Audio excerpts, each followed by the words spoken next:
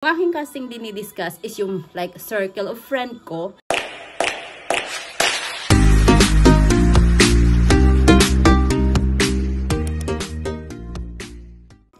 Hi guys, welcome to my channel and welcome to Monaco. So for today's video, continue ko lang yung kasi mayroon akong naputol na video dyan about doon sa actually sa TikTok yan. Reply ko yan sa isang comment ng aking followers sa TikTok na yun nga about sa yung 15 euro per hour na yun nga na hindi ko alam kung ano yung kanyang comment doon is namamahalan or kung namumurahan. Actually, nakita ko na personally yung ating followers. So, dinilit ko na yung aking na yan sa TikTok.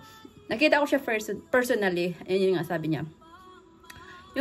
Yung kanyang comment pala is na mamahalan siya doon sa I mean hindi namamahalan kasi yung kanyang rate daw kasi bago pa lang siya. So, siyempre, wala pa siyang gaanong talaga, trabaho. Wala pa siyang gaanong kilala.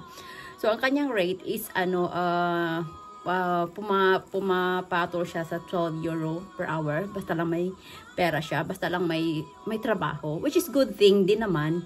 So, sabi ko nga sa kanya, okay din naman yun. At least, siya kasi is, bago pa lang dito, nagsisimula pa lang. So, yung aking casting dinidiscuss is yung like circle of friend ko na kilala ko na dito, alam ko na dito, yung alam na nila yung kalakaran and alam ko na kung magkano yung rate nila, ako magkano yung rate ko pag nag-extra ako, pag nagbibisit ako. So, nagre-rate ako ng 15 euro, 17 euro, 18 euro. So, depende. So, pag may mga amo na nagtatanong, o magkano rate mo? So, ngayon, umpisahan mo yan sa, 20 euro.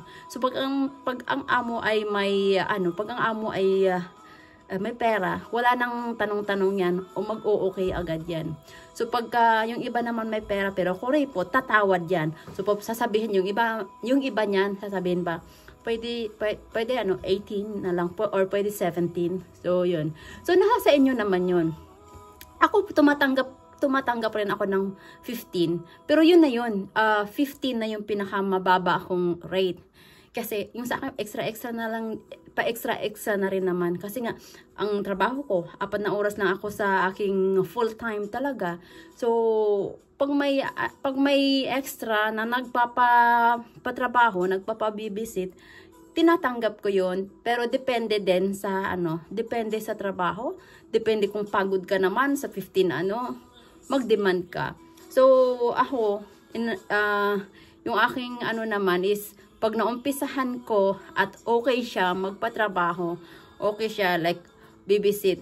Pag nag-babysit ako, normally, yung iba, pag nagbibisit ka, babysit talaga. So, for me kasi, inaantok ako.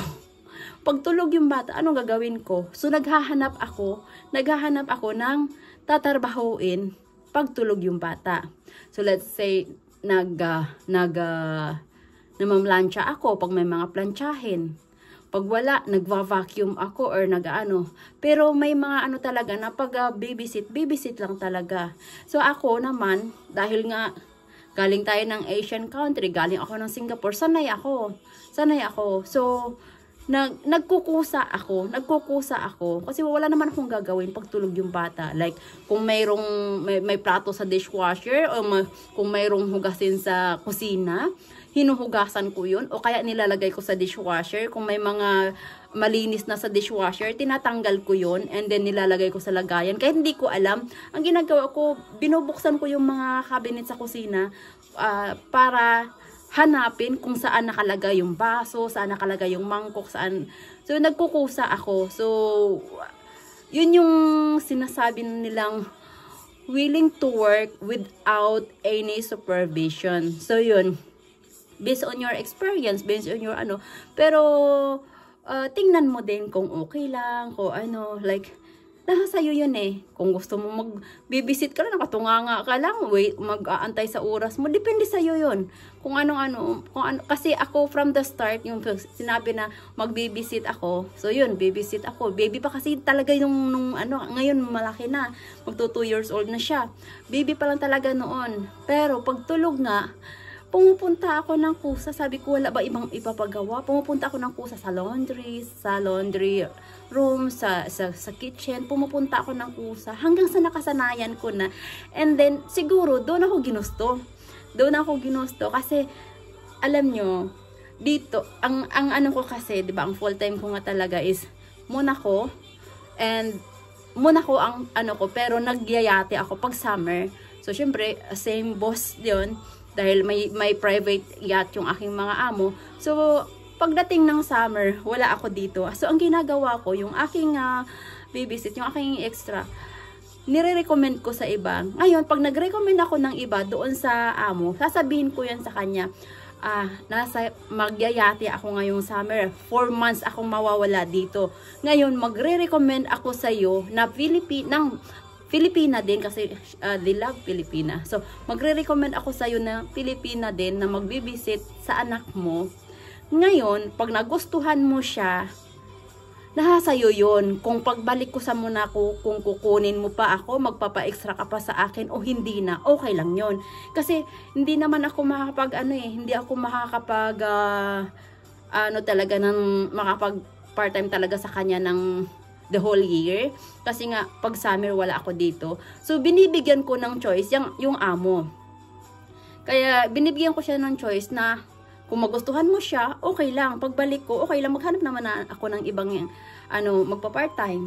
So, ang ginagawa ko, paggagaling ko ng yate, tapos na kami ng yate, balik na kami ng Monaco, mini-message ko lang siya na andito na ako. Ganun lang. So, in case na kailangan mo ako, andito lang. And you know what? Every time na nandito ako yung kinukontak niya. Automatic yun ako pag nandito ako. And then one time bumalik ako dito nang hindi niya alam, and then nag-late ako sa kanya na ang tawag nun, nag-late update ako.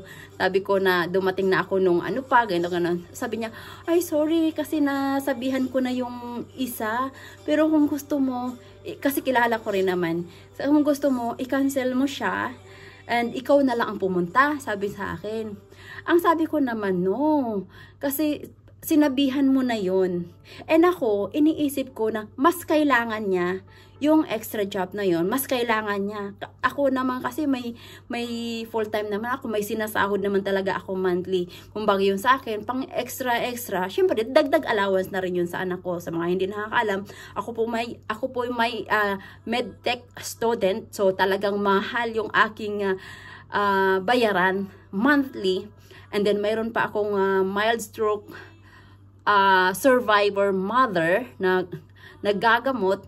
Kaya talagang hanggat may nagpapa-extra o may extra talaga ako ng trabaho. Pero I'm so thankful naman na hindi naman talaga I'm not really needy naman talaga, pero pag mayroon, why not, 'di ba? Pero kung mayroon tapos may mga mas nangailangan pa sa akin, binibigay ko sa iba. So, yun yung yun yung ginagawa ko na, yun nga, yung sabi nga niya, i-cancel ko, sabi ko, wag na. Kasi nasabihan mo na siya, o siya pa part-time. Kasi, yung iba kasi pa part-time lang. So, which is good thing din naman, yung part-timer, mas malaki talaga ang kikitain ng mga part-timer kaysa full-time. Pero, ang kinaganda sa full-timer, like me, may sahod na akong, may sahod ka na talaga na siguradong sahod na within a month, may sahod na. Ang sa part-timer naman, pag wala magpapa-part-time, wala kang sasahurin. Pero kung malakas ang part-time, malaki ang sahod mo. So, walang permanent income talaga. So, not unless na, yun nga, pag ikaw ay full-time, so, sigurado na yung sasahurin mo in 1 month. And kung gusto mo pang umextra, nakasayo yun. Nakasayo yun. Kung kaya ng katawan mo, pero pag hindi naman, huwag mong pilitin. So, yun nga, sabi ko nga, ako naman kasi, ang trabaho ko, pag ako ay nandito, ang trabaho ko, 4 na oras lang talaga sa isang araw. So, 4 na oras na yun. So, namamalengke ako every morning. And then, nasa bahay ng amo ko. Kasi yung aking mga amo is healthy pa talaga sila. Though ang aming usapan sa Singapore, nung kinuha nila ako sa Singapore, ang aming usapan talaga is caregiver.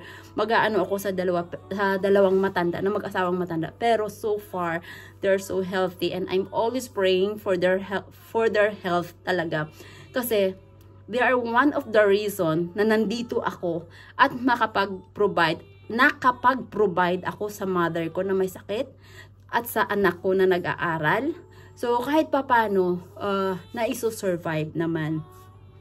So, yun lang, continuous ko lang yun. Dahil sabi ko nga doon sa aking comment, sa aking video na yun, bisdak na naman, sa aking video na yun na, it's up to them kung maniniwala sila o ano. Kasi nga, last time, na-bash ako dito, gawa ng, yung mga iba, dahil hindi nga kasi pare-pareho ang mga na may mga iba na sumasahod pala ng less than that sa aking sinasabi, which is yung aking vlog kasi may vlog ako dyan na yung nakuha nga ni Awi Republic sa aking account na yung umaabot ng 200,000 pesos ang sahod ng mga part-timer yung sinasabi ko, dahil yung iba may sumasahod ng 15 to 20 euro per hour. Kung ikaw ay may 20 per hour, tapos ilang oras ang trabaho mo within a day, kung kaya mo naman, like, kung yung 20 euro per hour, 8 hours a day, i-compute mo yun ng 20 euro. So, magkano yung sasahurin mo within 1 month kung kumpleto yung araw mo na magtatrabaho ka. And yung iba, nagtatrabaho pa ng araw, nagtatrabaho ng gabi. Pero yun nga lang, pagod na yun. So, yun nga sabi ko na sinishare ko lang kung ano yung experience ng mga kaibigan ko na kilala ko. Pero hindi ko alam yung experience ng iba na hindi ko naman nakilala. Kasi sa dinami-dami na mga kababayan natin dito, dinami-dami nating mga Pilipino dito, hindi ko alam lahat. Hindi ko naman pwedeng tanungin ko yung mga taong hindi ko kilala na, uy, ano ang rate mo, magkano sahod mo, diba? Napaka-unprofessional po yun na magtanong tayo sa kapwa natin kung magkano ang sweldo. Not unless na sila na yung nagsasabi, oh, ganito yung rate ko, ganito. So, ganun lang yun. So, sinishare ko lang para din naman sa mga taga-subaybay natin na magkaroon din sila ng knowledge about dito. But anyway, thank you kay Miss Venus Entertainment. Shout out to you. Salamat lang sa imong pag-suporta, pagbisita. Nag-comment siya, sabi niya, wow ma'am, ate, enjoy mo lang. At least meron kami dito naniniwala kasi ikaw ang nandyan. Dito sa akin, 35,000, 16 hours na. Kung ayang 16 hours mo, Venus, kung ikaw ay nandito, kahit 15 hours, 15 euro per hour lang, computein mo na magkano na yung 16 hours kasi ang kita dito ay magbabase sa kasipagan mo. Naitawid yung Tagalog. But anyway, thank you so much sa lahat ng bumisita, sumuporta sa aking YouTube channel. Shoutout everyone kasi 15,000 na tayo. Kahit paurong sulong yung ating vlog, paurong sulong yung ating content dito. Salamat, pero susubukan ko at itatry ko ang aking best na ma-continue yung ating ganitong yung mga share portion. Okay, thank you guys.